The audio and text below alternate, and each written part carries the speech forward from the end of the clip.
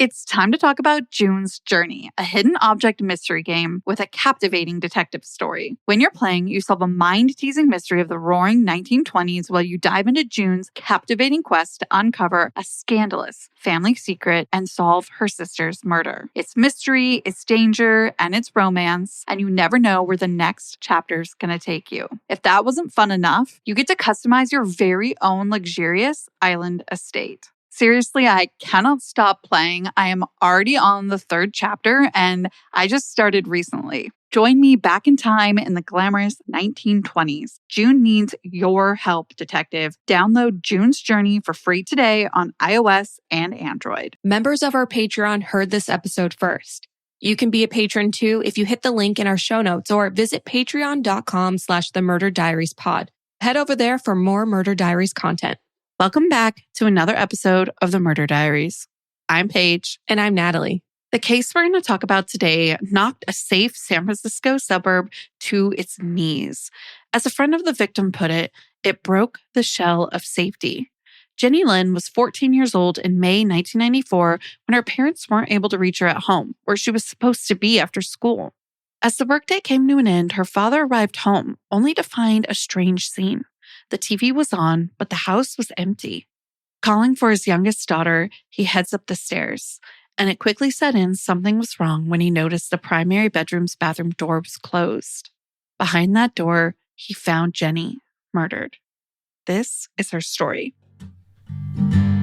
Used to think it's in my head, but I'm walking with the dead. John Lin was getting ready to wrap up his Friday and return home from work on May 27th, 1994. That's when he gave his youngest daughter, Jenny, a call at home around 5:30, right before he left the office. The family was going to be discussing that evening plans for Memorial Day. John was really looking forward to that because, quote, she always had the greatest ideas.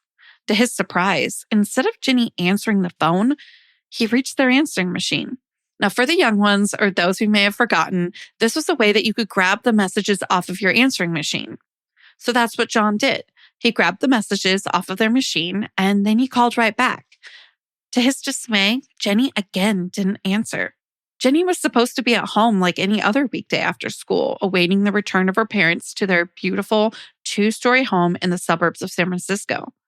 It was unlike her not to answer the phone, but he thought, okay, she's busy outside with the dog and didn't hear the phone. Something.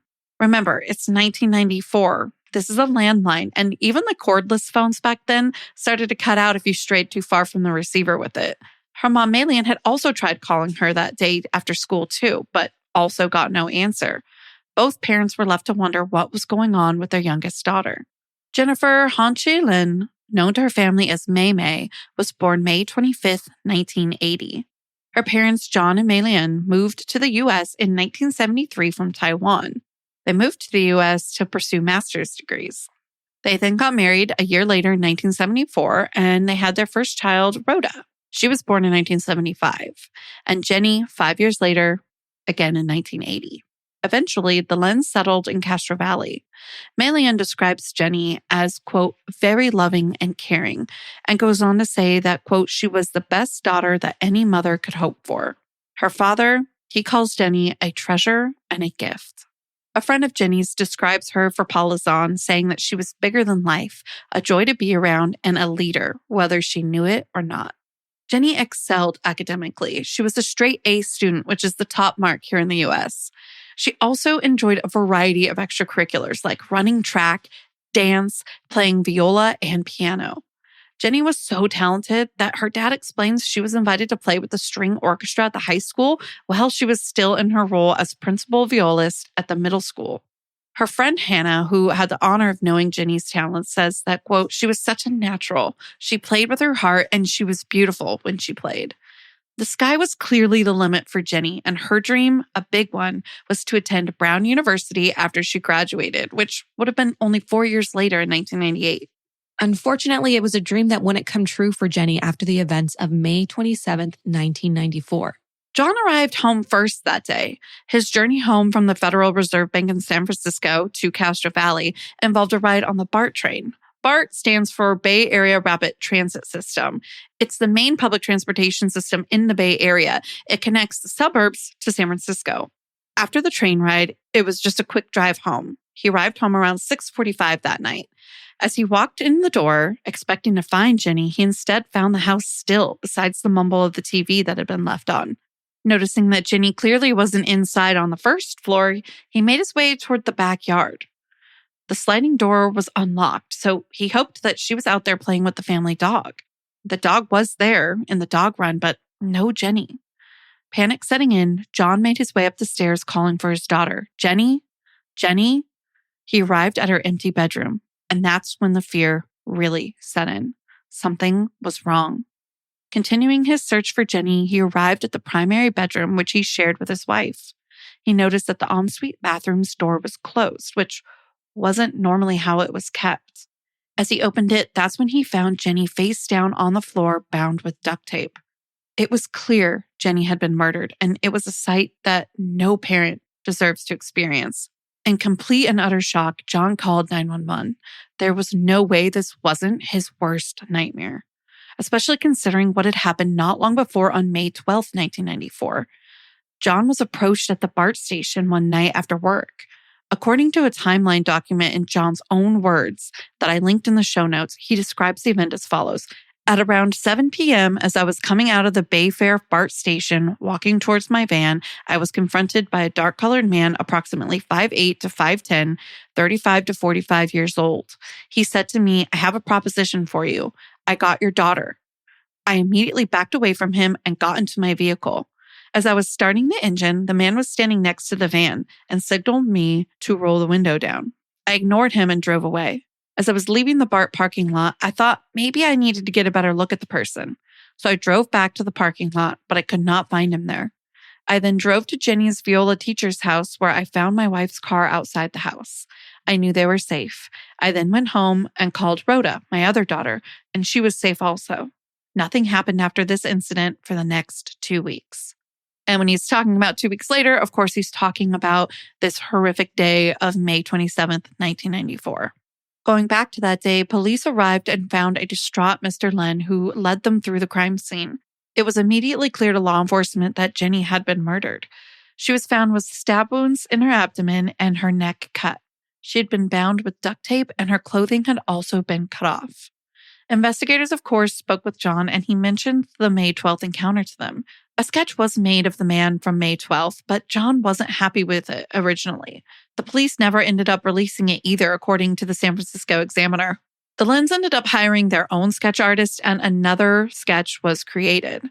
I'll include that sketch in the Instagram post for this episode, but according to the San Francisco Examiner, again, this man isn't necessarily a suspect, but, quote, a suspect we'd like to identify. After surveying the crime scene, investigators were quick to identify that the murderer would have entered the home with the duct tape that Jenny was bound with, as well as with the murder weapon, which was a knife of some sort. Meaning he didn't just break in and use anything he found in the Lin's home. He came prepared. It was extremely clear that this was very premeditated. On top of that, it was concluded that the murderer entered the home through a window, not the unlocked slider door. The window in question was a dining room window on the first floor, not far from where Jenny liked to play her piano. The glass was shattered, and then the break was concealed with the curtain. Regarding the unlocked door, Malian, last to leave that day, always made sure it was locked. So it was concluded that the door was unlocked from the inside at some other point. With the glass of the window being shattered, the murderer would have been able to reach in through that break, unlock the window, open it, and climb through it. Again, it was concluded early on that this break-in happened with the end goal of Jenny being murdered. There was no sign of burglary, and more than that, the use of duct tape was described as excessive, more than what was needed to bind Jenny. This pointed towards a foul, dark thrill that the murderer would have gotten from this type of activity. The murder was thus labeled sexually motivated. Now let's talk about the evidence found at the scene. The point of entry was dusted for fingerprints, along with the duct tape and the carpet in the bathroom. A shoe print was found on the deck and along the back fence line. Several other partial shoe prints were also found. It's important to note when you're talking about the Lin's home that there was a sprawling, undeveloped, kind of hilly, canyony land area right behind their fence line. You could look over their backyard fence and you were looking at open land, basically. With that in mind, and the shoe prints, investigators concluded that the murderer arrived and left on foot from behind the Lin's home. As the investigation was underway, the Lins were left with more sorrow and grief than one could even fathom. They were extremely frightened as well. As John states, we didn't know where this bad guy was. The Alameda County Sheriff's Office was resolute in figuring out where and who this bad guy was. An autopsy was ordered and the sheriff's office awaited those results. As they did, they began to create a timeline of Jenny's last day. At 7:45, Jenny was dropped off at Canyon Middle School by her father, John. It was a regular school day and she would have gotten out of school around 2:20 p.m. Then Jenny would have gotten on the bus. She would have taken her normal bus ride home, and once she got off the bus, it was a short walk from the bus stop to when she would arrive at her door, which they're estimating was around 3 p.m. on this day. From about 4:45 to 5:20, 5:25, Jenny spoke with two friends on the phone, one with whom she played a duet on the piano with. Both girls propped their landline cordless phones up on the piano's music sheet stands, put their phones on speakers, and they could hear each other as they played. At 5:30, John calls home, no answer. And well, we know what happened after that. In considering his timeline, it's easy to see why investigators estimated that the attack took place after she hung up the phone at 5:20, 5:25, but before her dad called at 5:30. However, a neighbor gave information that complicated this theory. When the neighbors were canvassed for any leads, one reported that they heard the sound of glass breaking around 3 p.m. Another neighbor heard a dog barking around that time too. Even more, a neighbor from across the street saw a man either in a hoodie or wearing a cap loitering around the Lin's home. This person then made their way down the Lin's side yard. All of this took place as Jennifer would have been arriving home from school. That complicated the timeline because if the murderer broke in at 3, investigators had to answer the question of why didn't the attack take place until after she was off the phone with her friend at 5:20, 5:25, over 2 hours later. The answer came from the following theory. Investigators were theorizing that the attacker had broken in around 3, but laid in wait. They backed up this theory with a couple of things. One, it appeared that whoever did this cleaned up as much of the broken glass as possible. Jenny's piano was only a few feet from the window that was broken. But again, the glass was cleaned up and the window had a decorative curtain hung with 2 spring-loaded rods at the top and bottom. Another piece of floral fabric was wrapped around the middle, cinching the curtain in. All the murderer had to do was break the glass, put their arm through the broken glass, unlock, open the window, and climb in. Once inside, they closed the window and readjusted the curtain to cover the break. It appeared to investigators that that middle piece of floral fabric, the belt if you will, was even adjusted a bit to widen the curtain in a certain area and conceal the break even more. I know that was probably long-winded, but I really wanted to make sure that I described this window and its curtain to you. I will also include a picture of the window in our Instagram post, so make sure you follow us there.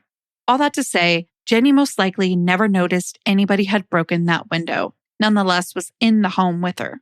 The other thing that investigators were backing their theory up with was that they believed that this attacker, one that was there solely for the purpose to harm, got a thrill out of laying in wait, knowing the sick, sadistic things they were about to do. Assistant Sheriff Nice says that the murder was sexually motivated despite there not being evidence of a sexual assault. We've heard this before in previous cases we've covered. It doesn't always take evidence of a sexual assault at the scene to theorize if a murder was sexually motivated. In this case, the murderer bound Jenny's knees and ankles, as well as her hands behind her back using a large amount of duct tape, way more than needed. This told investigators that there was, quote, an aspect of controlling her during the attack. Assistant Sheriff Nice again states that, quote, a behaviorist will say that this was fantasized behavior. Also of note, it was believed that the perpetrator was wearing gloves. I mentioned earlier that the entry point, which we now know was the window, and duct tape were dusted for fingerprints. All that came back was one partial print. This blew everyone away because, there were yards and yards of duct tape that was destined for prints. Because of that, investigators were more anxious than ever to get results back from a microscopic analysis of Jenny's clothes and hope that maybe they could find some kind of fiber or hair that the murderer left behind. And while they waited for that, the autopsy came back with more definitive answers than the print dusting. The autopsy results came back and confirmed that Jenny was murdered. The cause? Stab wounds with a knife that was double-bladed. Other evidence that investigators were able to find more tangible clues from were those boot prints I mentioned earlier from the Lin's backyard. It was concluded that these prints came from a type of boot called a gorilla boot. These are commonly used in the construction profession. This neighborhood was brand new still. I think it was only about a few years old. That being said, it was still being built up. So this was an important finding. On top of the construction work being done in the neighborhood, the Lin's home particularly would have been easy to stalk, and the stalker remained undetected since their yard was backing up to that hilly, canyony area that I talked about earlier. This made sense to the investigators' theory because they were sure the murderer knew when Jenny would be home and that she would be home alone for a while. As if he'd been watching the Lin's home and the comings and goings within for a long time. The FBI joins the case, and the profiler, Dr. Ellen O'Toole, echoes that this murderer spent a lot of time planning and watching the Lin's comings and goings. She also says that the murderer very clearly knew the layout of the home. Perhaps they had been inside it before or knew the layout from some other way. In an additional claim, the profiler states that the crime was done in a way that increased the chances he'd get caught in the act. Example 1, he broke in broad daylight. This high-risk addition to the crime indicates that, yet again, the murderer was seeking a thrill. Dr. O'Toole echoes that the excessive use of duct tape also points towards this thrill-seeking behavior. The lack of prints and likely use of gloves indicated that the killer was, quote, practiced, to Dr. O'Toole. At this point, it was not off the table or even far-fetched to say that this was done by a serial killer. Dr. O'Toole advised investigators to look into people in the area that are known peeping toms and stalkers within the area because, quote, many crimes came together to allow this to happen. We all know that just because you're a peeping tom doesn't mean you're a murderer, but we also know in the true crime world that these types of crimes can often escalate into, for example, murder. This advice from Dr. O'Toole turned investigators towards a neighbor that had some evasive answers when initially canvassed. He told them that he was working, which they found wasn't true, and then changed his story to say that he was at a friend's house. This also wasn't true. These alibis were verifiable, but he was still lying. What piqued investigators' interest even more was that this guy's family had a surgical instrument sharpening business. This gave him easy access to double-bladed knife-like instruments, which we know a double-bladed knife was used in Jenny's murder. The whereabouts of this neighbor could not be spoken for, but it is believed that he was alone on that Friday of Jenny's murder. He eventually stopped talking to police, and his lawyer called investigators saying that he was no longer going to cooperate, which terminated the agreed-upon plan that he would take a polygraph exam. Unfortunately, that's where it ends with this guy. There wasn't any physical evidence that linked him to the Lin's home, and investigators had no choice but to move on. Another neighbor was also of interest to investigators. This neighbor had been going around impersonating a police officer. They got a search warrant and they found a gun, handcuffs, and a roll of duct tape in his car. This guy also could have easily from his home walked along the fence line and into the Lin's backyard undetected. He also had kids similar of age with Jenny and would have known the school schedule. The duct tape was sent for analysis and it came back as not a match. Just like with the previous neighbor, he couldn't be linked physically to the crime scene, so the lead didn't go anywhere. Investigators, refusing to give up, continued to follow Dr. O'Toole's advice and looked into other suspects in the area who had a criminal past. They checked into so many people.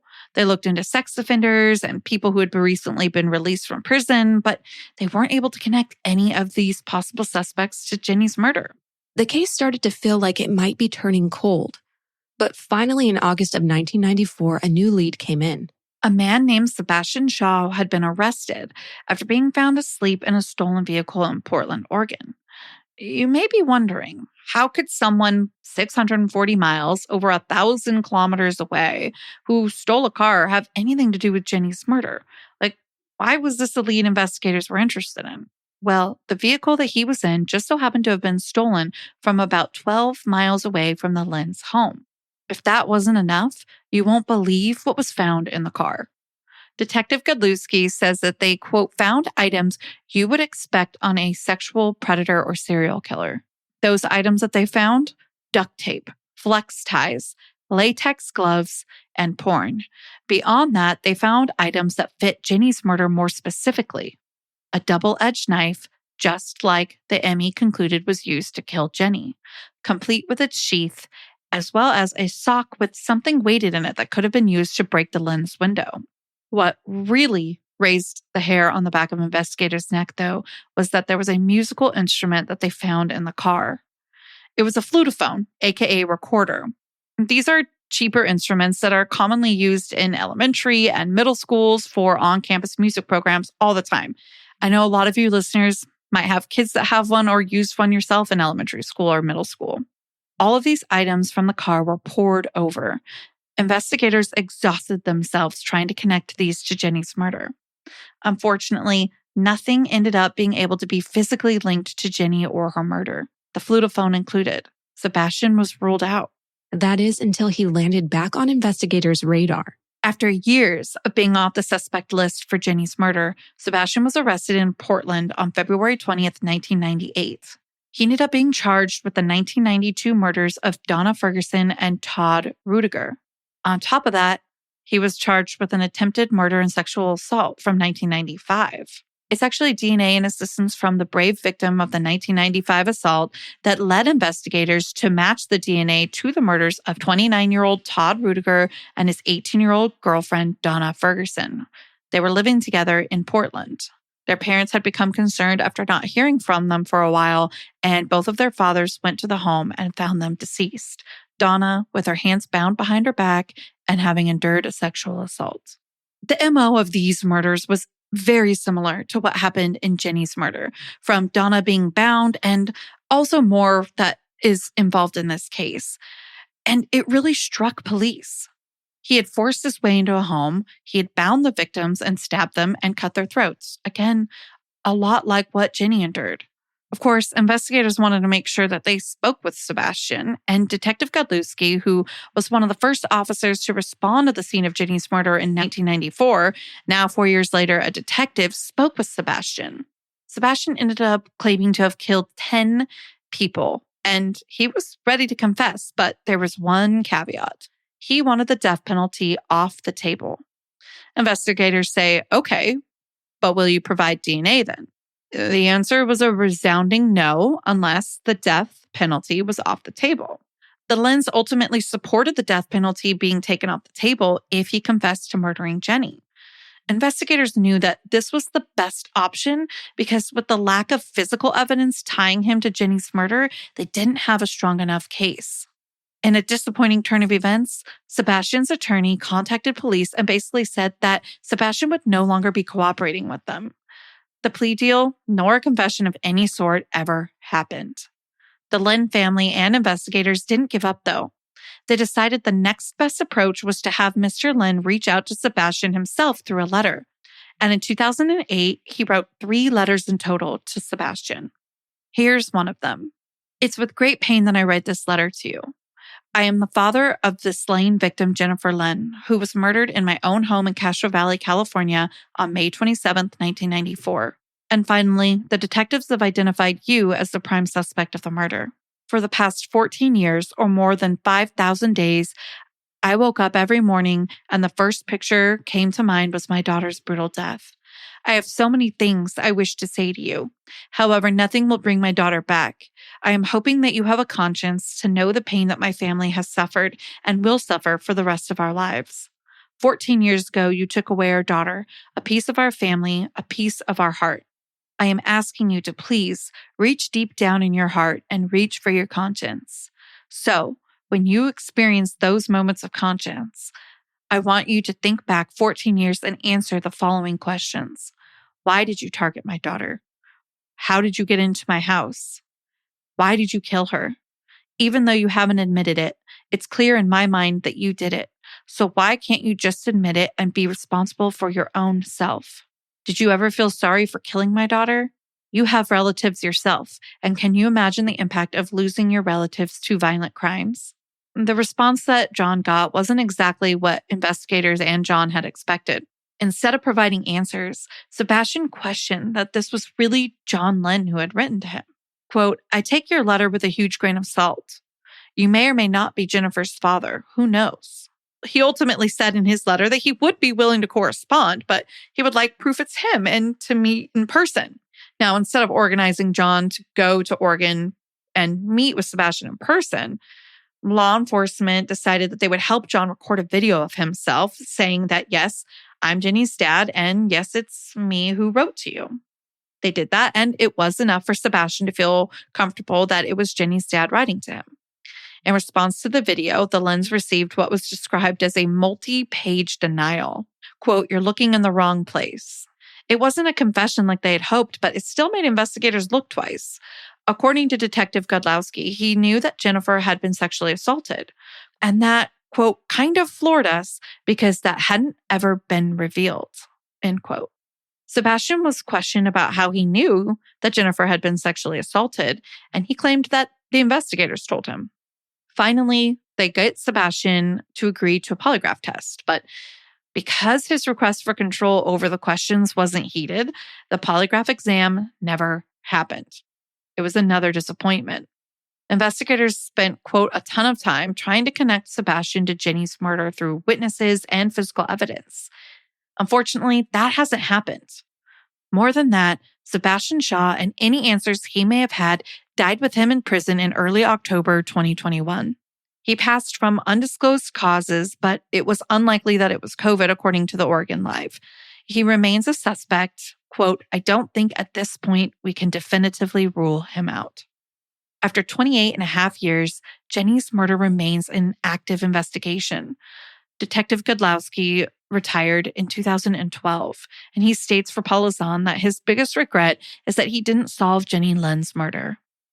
In June of 2022, it was released that new DNA technology was used to re-examine all of the evidence. It has given investigators new hope, new information, and new leads that Sheriff Ahern says that they are, quote, "keeping close to our vests," an effort to not disclose too much to a potential suspect. There is no doubt that the Lins deserve justice. John and Mei-Lian continue to stay positive as they await justice to be served. Here they are for CBS's Bay Area affiliate. We remain very hopeful that the case will be solved. Closure doesn't mean the end of pain, the end of sadness. That would stay with us all the way. But at least it's an answer that we've been looking for. In her memory, the Jenny Lin Foundation was incorporated around 94 or 95. Its mission is to, quote, "promote child safety and youth music education." The foundation sponsors many music and safety events which benefit the East Bay communities. This includes a free youth music camp, a concert, scholarships for young musicians, safety awareness education, and more. To volunteer or donate, head to jennylinfoundation.org. Jenny's friend Hannah reminds us, quote, "her impact in those 14 years is probably greater than many of us would hope in a lifetime." In a heart-wrenching interview for Polizon, John speaks about the possibility of him passing without his daughter's murder being solved. Quote, "if I couldn't find the killer for her, when I face her one day, I don't know what I'm going to say to her." So John, if you're listening, we feel so deeply for you. And when we hear those words on Polizon, it breaks our heart. Please know Jenny knows how hard you and the investigators are working. The Jenny Lin Foundation is offering a $200,000 reward. If you have any information about the murder of Jennifer Lin on May 27th, 1994, contact the Alameda County Sheriff's Office, 510-667-3636, or call the Jenny Lin hotline at 855-4-JENNY-LIN. Until next time, be sure to follow us on our socials at The Murder Diaries Pod and check out our Patreon for more Murder Diaries content. And don't forget, Stay safe. Bye. Bye. Get more from your store with Safeway's Fresh Pass program and enjoy more services like unlimited free delivery and all your grocery needs. More exclusive perks like 5% off every day on your favorite organic or open nature items across the stores and more rewards that never expire. Get Safeway's Fresh Pass to enjoy exclusive perks, unlimited free delivery, and more. You can start your 30-day free trial today. Visit Safeway.com/FreshPass for program details. Service available in select areas. Safeway.com/FreshPass. Is your daily grind getting you down? A ThermoSpa's hot tub may be the solution. Just a few minutes under those powerful soothing jets, and all your stress seems to melt away, like you're lying on a cloud of bubbles. You'll not only feel better, but sleep better too. Call 877-861-4672 now, and for a limited time, save $1,250. Call 877-861-4672 or visit thermospas.com to schedule a free on-site assessment. Seeking the truth never gets old. Introducing June's Journey, the free-to-play mobile game that will immerse you in a thrilling murder mystery. Join June Parker as she uncovers hidden objects and clues to solve her sister's death in a beautifully illustrated world set in the Roaring '20s. With new chapters added every week, the excitement never ends. Download June's Journey now on your Android or iOS device or play on PC through Facebook Games.